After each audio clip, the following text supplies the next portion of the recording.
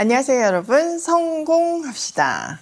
오늘은 우리가 이웃에 대해서 또 하나님이 보여주시는 것에 대해서 못 본 채 할 때 그게 얼마나 큰 죄인지에 대해서 알아보도록 하겠습니다. 사실 그게요, 세상을 더 악하게 만들 수 있거든요. 자, 오늘 본문은 이제 일상에서 여러 정황에서 적용해야 할 율법인데요. 특별히 못 본 채 하면 안 된다는 그 내용들이에요. 이스라엘은 언약 공동체잖아요. 그렇기 때문에 다 한 가족이라고 볼 수 있어요. 그러므로 서로에 대한 사랑과 책임도 남달라야 하겠죠. 가족이니까요. 자, 한번 그 원리 보도록 할게요. 1절. 당신들은 길 잃은 이웃의 소나 양을 보거든 못 본 채 하지 말고 반드시 끌어다가 그 이웃에게 돌려주어야 합니다. 또 당신들은 그 이웃이 가까이에 있지 않거나 누구인지 알지 못한다 해도 그 짐승을 당신들의 집에 끌어다 두었다가 그 주인이 찾을 때에 돌려주어야 합니다. 나귀도 그렇게 하고 옷도 그렇게 하십시오. 그 밖에도 이웃이 잃은 것이 무엇이든지 당신들이 발견하거든 그렇게 하고 못 본 채 하지 마십시오.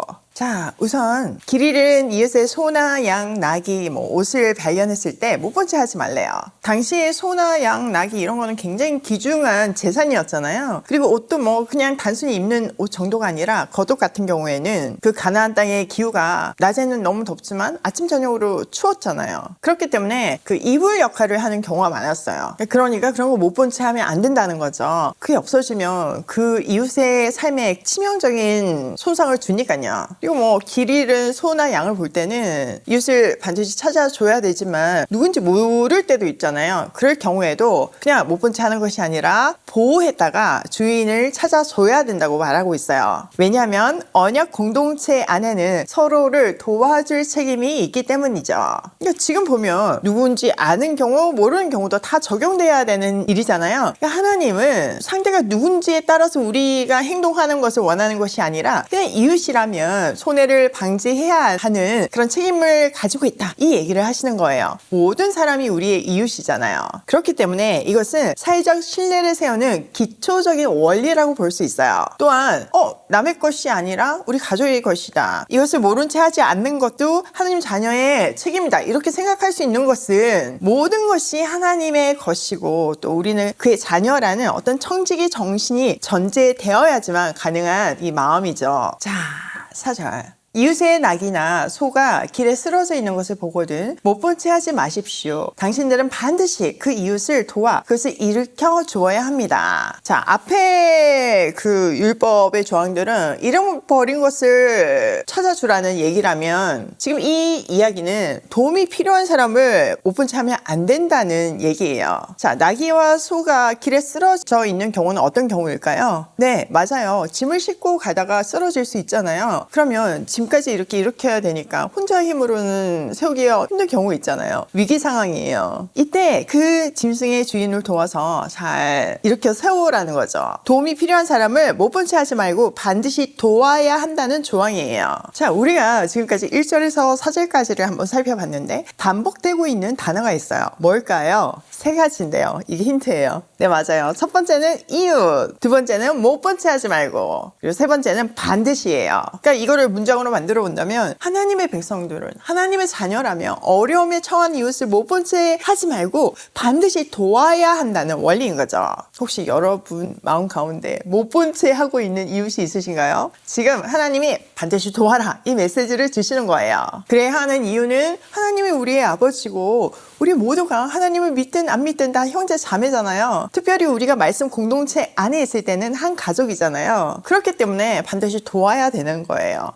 진짜 제가 생각하면 생각할수록 오이 패밀리라는 이름 진짜 기가 막힌 것 같아요. 그러니까 성경에 보면 계속 가족 공동체를 강조하고 있잖아요. 우리는 하나님이 부르신 새로운 가족이잖아요. 오병이어 기적으로 하나님이 한 분 한 분을 택하셔가지고 이렇게 모아서 말씀으로 통치되고 또 말씀대로 사랑을 나누는 그런 말씀 공동체. 하나님이 함께 하시기 때문에 우리 공동체 가운데는 늘 기적이 행해지잖아요. 사랑의 스토리가 넘치잖아요. 그런 의미에서 가족 여러분, 이번 주 목요일 저녁 7시 20분 오이패밀리 기도회인과 아시죠? 이번에는 부산 이모집, 서울 이모집 다 동시에 같이 하니까 이모집과 가까우신 분들은 현장에 오셔서 꼭 함께 기도하시고 상황이 안 되면 온라인으로 뜨겁게 기도해요. 우리는 가족을 위해서 기도해야 하잖아요. 특별히 오이 패밀리에는 시설에서 자라는 아이들 또 자립준비 청년들을 보내주셨잖아요. 우리가 그들을 조카라고 부르면서 케어하고 있잖아요. 우리는 그들을 못 본 채 하면 안 돼요. 반드시 일으켜 세우고 살려야 돼요. 그 길 잃은 영혼들 참 아버지이신 아버지께로 데리고 가야 하는 것이 우리의 역할이에요. 오늘 본문의 메시지이고요. 아인슈타인이 이런 말을 했더라고요. 세상이 악해지는 것은 악한 자들 때문이 아니라 그것을 보고도 아무 말 하지 않는 선한 자들 때문이다. 우리는 세상이 악해지는 걸 원하지 않잖아요. 근데 우리가 그 사회적 책임을 다하지 않을 때 세상이 악해지고 강박해지는데 동조하는 거예요. 그런 것이 아니라 하나님이 우리에게 맡기신 이유, 보게 하신 그 영혼들을 반드시 도와서 세상을 선하게 만드는 사람들이 되기로 해요. 또한 우리가 자연도 잘 케어해야 하는 것 같아요. 지금 3월 중순인데 이게 폭설이 내렸잖아요. 때 아닌 폭설을 보니까 마음이 어렵더라고요.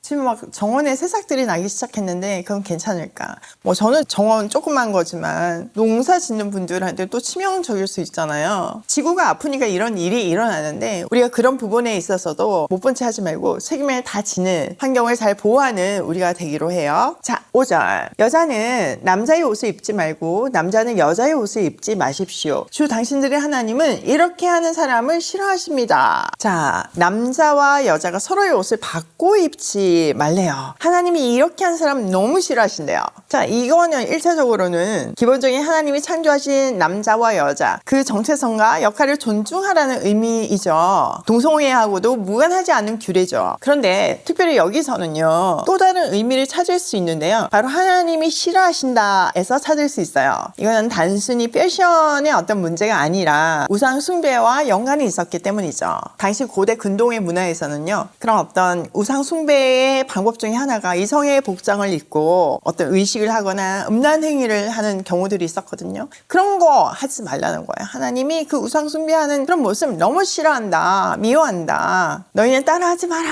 그 얘기를 하는 거죠. 우리도 마찬가지예요. 하나님이 싫어하는 그런 세상 문화 절대 따라해서는 안 돼요. 자, 오늘 내용을 우리 삶에 한번 적용을 해보면 첫 번째, 못 본 채 하지 말자. 이거 진짜 오늘의 제일 중요한 메시지죠. 우리 조카들을 보면요 하루에 한 끼 먹는 아이들이 정말 많더라고요. 그러니까 뭐 먹을 것이 없어 한 끼 먹는다기보다는 생활 패턴이 다 깨져 있는 거예요. 귀찮기도 하고 애들이 기본적으로 잡이 없는 아이들이 많기 때문에 자립준비 청년 조카들 경우를 보면요 그러니까 아침에 일어나도 할 일이 없으니까 굳이 일어나야 될 이유가 없는 거죠. 늦지막하게 일어나가지고 그냥 한 끼 먹고 또 저녁에 막 게임하다가 자고 이런 악순환인 거예요. 근데 그런 아이들을 이제 이모집으로 불러내가지고 저희가 점심 저녁 이렇게 주잖아요. 그러면서 그 아이들한테 아침에 일어나야 될 이유를 만들어주고 있어요. 그리고 정말 제때 챙겨 먹는 거 그것부터가 내 삶을 바로 세우는 기본기라는 것도 알려주고 있거든요. 근데 기본이 돼야지 사실 자립이 되는 거잖아요. 뭐 여러분이 주시는 후원금 그냥 나눠주긴 너무 쉬워요. 그렇지만 정말 그 돈이 아이들에게 독이 되지 않고 뭐 누가 맨날 주니까 그거 먹고 사는데 익숙하지 않고 진정한 자립을 위해서는 아이들을 잘 살펴보고 진짜 때에 따라서 도와야 되더라고요. 그러니까 이모집이 있으니까 그게 가능해요. 아이들이 자세히 들여다볼 수 있고 불러내가지고 어떤 그런 패턴들을 만들어주고 우리가 항상 이런 얘기를 하니까 이제 조카들이요 자기네들도 좀 바르게 살고 싶어 하더라고요. 그러면서 꿈을 꾸기 시작하는 것이 나도 평생 직장을 갖고 정말 열심히 일해서 가정을 가꾸고 사회에 선한 영향력을 미치는 그런 사람이 되고 싶다고 이런 결심들을 하는 걸 보면 너무 감동이에요. 또 옆에 진짜 스케줄 만렙으로 막 시간을 아끼며 사는 제 모습이 또 아이들 눈에 보이잖아요. 그러니까 막 애들이 이모한테 내 시간 좀 빌려주고 싶다 막 이런 얘기도 하거든요. 그러니까 우리 각자의 모습이 아이들한테는 모델이 되고 있더라고요. 이게 정상이구나. 힘을 내서 우리 정말 그 아이들을 살리고 진정한 자립을 하게 하고 또 아버지께로 인도하는 오이 패밀리가 되기로 해요. 기도에 오셔야 돼요. 두 번째, 반드시 도와 일으키자. 우리가 그 보여준 것을 못 본 채 하는 순간 그거는 강팍한 세상을 만드는 지름길이에요. 선한 침묵이 악을 키운다고 아인슈타인이 얘기했잖아요. 우리는 못 본 채 하지 않고 정말 아이들을 세움으로 선한 세상을 만들어가는 오이패밀리가 되기로 해요. 세 번째, 하나님 자녀라는 정체성을 잊지 말자. 우리가 못 본 채 하지 않을 수 있는 유일한 힘은요, 하나님의 자녀라는 정체성이에요.